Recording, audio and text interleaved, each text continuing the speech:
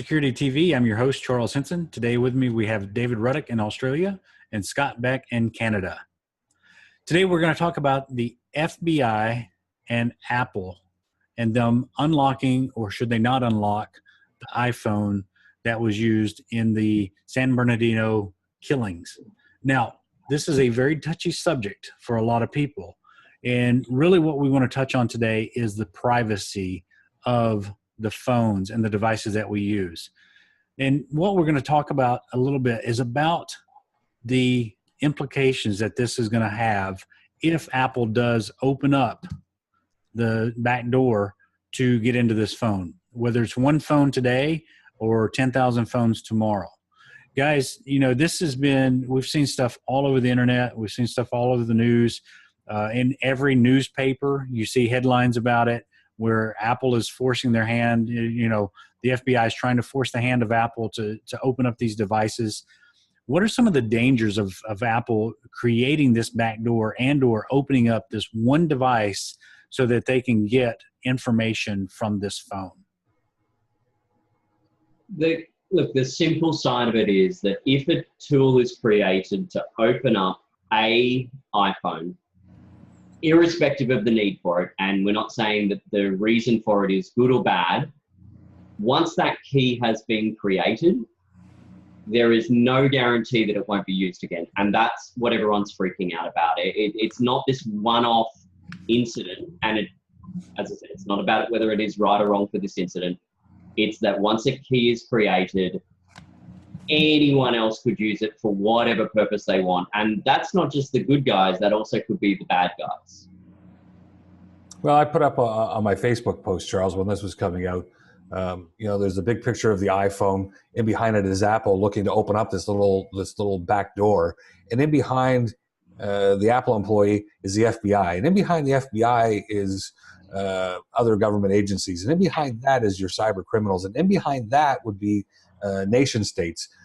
Once the door is open, as David's saying, it can be used by anyone. And rightly or wrongly, people are, I've been seeing arguing about, well, it's one device and it will never get used again. But I'm sorry, the history of IT, the history of computers shows that once a program is made, no matter what type of security you put around it, it is going to leak. It will get out. History shows it. There's no way that it won't. And I think that's the scary thing to so many in the IT industry and businesses as you follow this, is that once that's out in the wild, it's out in the wild. You can't put the genie back in the bottle, I guess is the best way to describe that. Once you let that genie out, it's out. Yeah, and you know, when you think about this, what we're really talking about, we're talking about the device is actually encrypted. And when you encrypt something, it uses a master key. And what they're wanting to do is they're wanting to, or it uses a key, a private key, something that you key in. So if I put in a 4 or 10-digit code in my phone and I continue to put in the incorrect code, I can actually lock my iPhone. I can actually lock it to the point to where it can't even be unlocked by Apple. And the reason that is because they put a limited number of tries in so that, yeah, is it 10? I think it's actually 10. A little bit more than that. I think you try 5 times and it tells you to wait 5 minutes or 2 minutes and then 5 minutes. And anyways, my son bricked his iPhone because he put in this long string of codes. He couldn't remember what it was. His thumbprint no longer worked because it said you need your Apple ID keyed in before your thumbprint will work. And he ended up bricking his phone. So his phone, all his data on there, anything that's on that device since his last backup is now lost. Any photos, pictures, whatever. So it's a dangerous thing to not back up your phone, number one. But number two, when you have an encryption like that and one person sets that key, nobody should have a master key to unlock that. That would be like everybody goes to Home Depot and they buy a lock for their front door, but the government has a master key that could unlock anybody's house inside your government or inside your country. It just should not be made. Well, and take that a step further, the encryption that they're using is based off, encryption that's used elsewhere. You know, it's not like it's absolutely proprietary to Apple. The concept of encryption and how it works, there's certain ways of doing it. There's a couple of different ways of doing the encryption. But once you do it once and get that key out, it can be then engineered other places for encryption. And once an encryption is defeated, what kind of security is left out there for companies or people to have their security? Now, one of the interesting things that I read, and you know, some of the stuff that's coming out, you're not 100% sure how true it is, but we know that the iPhone was owned by the shooter, who was actually an employee of the state, and we know that their employer actually tried to gain access to it, which is now why they're in such a terrible situation that they can't go any further. They, from what I read, again, we don't know if it's 100% true, they actually tried to change the password to gain access, which has now put them in the bad situation because Apple, according to them, if they had tried to change the password, could have gone back and got them access through a password without having to break the encryption. Again, how true, I don't know, but it's now some bad steps that we're taking to do potentially a good thing that put them in a precarious spot where now they're asking for something that most people in the IT world, or the majority of people in the IT world, say, no, that this is a bad thing, bad mojo. David, your thoughts? Yeah, I mean, I want to reference a similar thing just to paint it in perspective. Recently, we heard in news, I think it was in the last 6 months, about the ability for people to intercept phone calls, SMS messages, and all the rest of it as a byproduct of a flaw or a hole in the cellular network. I believe it's called SS9. And when you start digging into this technology, it was actually something that was left in there by security agencies so that they could covertly spy on mobile phone conversations.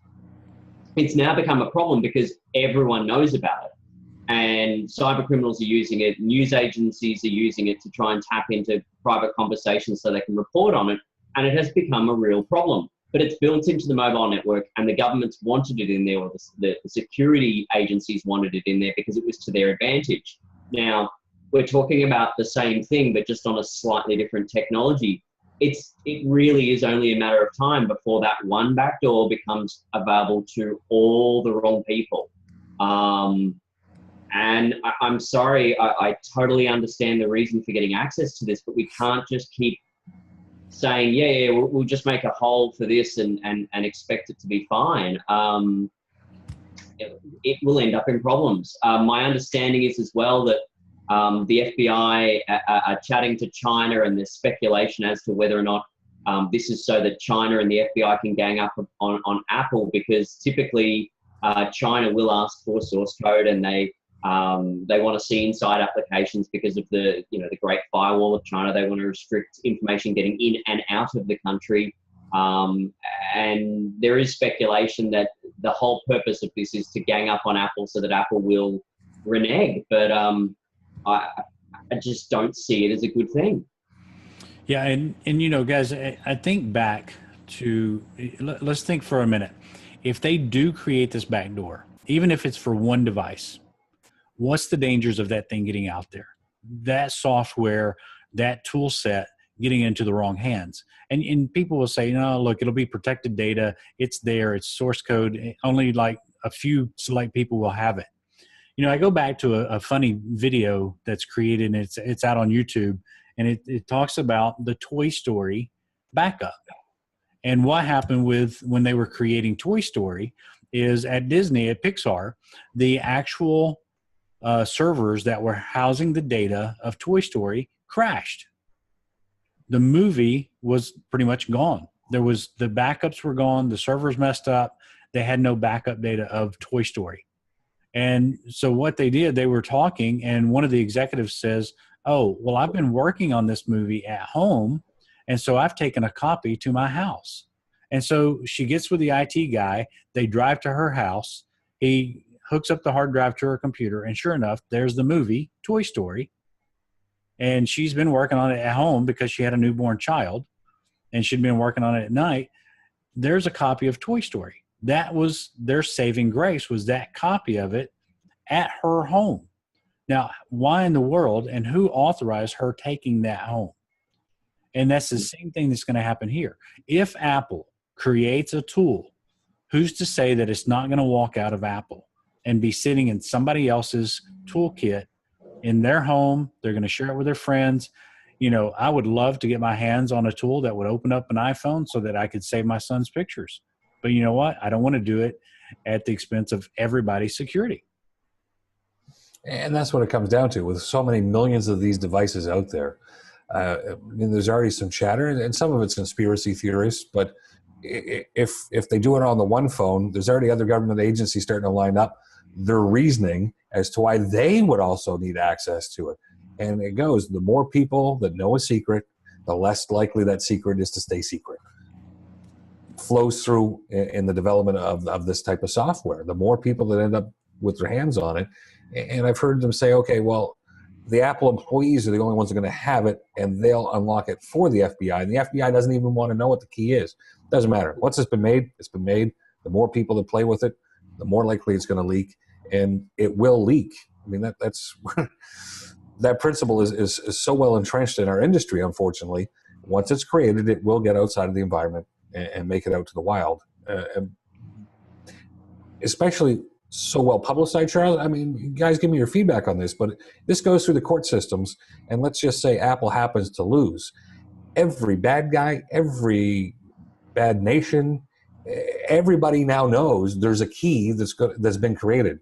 You don't think they're not going to be gunning for that? You don't think that's just become the number one priority of every cyber criminal act? They're going to be looking for it, and it's going to be well publicized. So you can't tell me that you're going to be able to keep it secret. It's going to be in the news. People know it's going to be out there, and they're going to be gunning for it.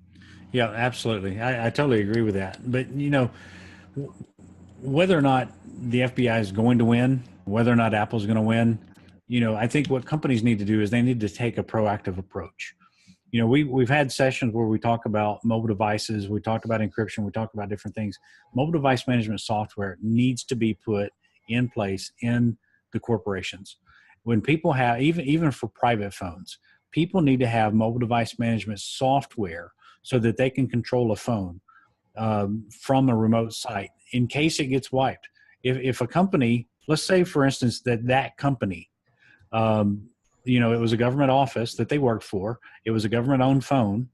If they had mobile device management software on there, and since the government owned that phone, they had the rights to go in with their mobile device management software. Had they installed it and been running that, they could have reset the device password on that and easily gained access to that phone. Yeah, this would have been a moot point, an ounce of prevention. And you bring up a great point. If you want to try to protect your corporate data, why aren't we investing in this? Why aren't you making sure that you have those tools there? Because as you're speaking, it takes us a little off topic, but so I hire an employee, we give him an iPhone, he sets up his Apple account. Typically they set it up, they're the only ones that know what the password is. If you don't have any management software on there, what happens when little Jimmy leaves the company and doesn't give you the password? What if you end up having to fire little Jimmy and little Jimmy doesn't want to give you the password? What's your recourse? Well, you're not the FBI, so you're not going to be trying to take Apple to court to get a backdoor to get in. You better be putting some software on here, folks, to be protecting yourself, because it's happening all the time. You might as well get out in front of it. Yeah, it does seem a very reactive approach to a problem. And I think you guys hit the nail on the head that, okay, this incident paints a picture, but instead of us painting the picture that we want keys to fix this problem, we should, and we do this all the time, we've just recorded a couple of other shows about phishing and scam phone calls and all the rest of it. We're telling companies, sit down and draft out what is the response plan for that incident. Well, this, and typically in life, something happens, you are meant to look at it and reflect and go, okay, so I don't want that to happen again. This is what we're going to do. Not what happened, now let's fix it. You can't always fix the problem without, this is Pandora's box. Literally, this opens up a can of worms of every other encryption system in the world possibly being broken as well. Let's not do that. Let's instead suggest, as you guys said, get some MDM on there. Have a proactive approach to giving out mobile phones to employees and BYOD and all the rest of it. And make sure that if an incident like this occurs again, there is a way in that doesn't require us opening up the biggest can of worms that the world has ever seen. Yeah, I agree. People and businesses need to start approaching endpoint security. If you think back of the days when you would get a virus as a tech years ago, a company would get a virus, you'd go out there, you'd throw your cleaner on there, you'd clean the virus off, and then you'd leave. There was nothing proactively scanning that computer. Well, sometimes you'd win and sometimes you'd lose. You couldn't get their data back. That Michelangelo virus hit on, what was it, March 3rd or whatever it was, every year. And when that thing would open up, it would erase the master boot record. All of your files gone, missing. You can't recover from it. We learned after year 2 how to recover from it, but in the first year, we would just wipe the device and move on. Well, from there, we went with an active virus protection. And then we started getting spyware and malware. Now we have active malware protection. We've got firewalls in place. We've had to put content filtering in place. So I think the time has come to where we have to protect the endpoints. We have to protect these devices, protect them. We have to put the mobile device management software on the tablets, the smartphones, and the various devices that roam and leave the office. It's just going to be mandatory. Well, you're trying to protect your company and your data, but you're also trying to protect your employee from themselves. How many times do they forget what their Apple ID is or their Google Play or whatever the case may be? It just makes sense. It's the next evolution. If we're going to let our corporate data sit on these things, we've got to protect them. We got to bring them into the fold. And if we're going to let our employees use their own devices that they're paying for, you still got to protect your company data. And the tools are out there now, Charles. And that's the thing. The tools are there. They're not super expensive. Get out in front of this. Yeah, and years ago, I had a guy that was stealing clients from us. He was one of our engineers, and I called him up on the phone and said, "Hey, I need you to stop back by the office this afternoon." And as soon as I got off the phone with him, I wiped his phone. I did not want him sending any more emails or any other information to any of our clients using his account because he was stealing clients from us. And so, you need to have that type of protection. You need to have that ability to do that.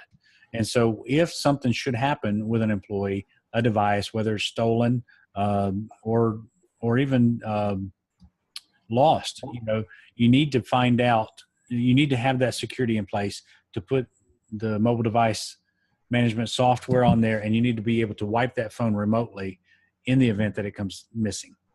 Well, and to tie this all the way back to where we started out this conversation, it's the human part of this that we can't control. So we have to put things in place.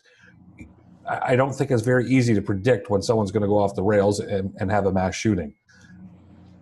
You don't ever envision that happening in your neighborhood, and none of us do. Would having MDM on the phone have protected those people? Sadly, no. We still would have had an incident. But what it would have done was allowed us to get in easily to see where else it's going. And that's what I think that the case is. They want the intelligence that potentially is in there. And the sad part is it could have been in place, and this whole thing could have been avoided. You can't control the human nature. All we can do is try to control the tech, control where the information is sitting. Tools are out there to try to protect and do that stuff. And as David said, being reactive and trying to look at a big brother to come and save us by opening up a back door that's a Pandora's box, the genie in the bottle that we talked about, is not the solution. The solution is think these things through. How are you going to control that phone? What happens if the employee leaves? Don't even think about the extreme side of a shooting, but what happens if the police come calling because there's reports of child pornography happening on one of these mobile devices that's registered back to your company? Do something like, you got to have some sort of plan of how you're going to control this. You can't control the humans. You can only control the data and control the devices. Absolutely. All right, guys, any last words of wisdom? You always put us on the spot for that. I've imparted all my wisdom. Yeah, I agree. I think we've covered it pretty well. And talking about the not being able to control the human aspect, if Apple loses and they are forced to create a backdoor, the human element will be the compromise again. Someone will offer a big amount of money, particularly hackers, cyber criminals. We're constantly talking about them trying to get information out of us to try and scam tax, W-2s, all these sort of things. Why wouldn't they use that as well? Yeah, absolutely. And, the thing that I'll leave you with is back up your device. Sync it with your laptop, your desktop, iTunes, whatever. Make sure that you have your pictures saved. just in case your phone does get lost or stolen. You don't want to lose those memories as well. All right, guys, that's all the time we have for today. Thanks for watching us. Join us next time on InSecurITy.TV.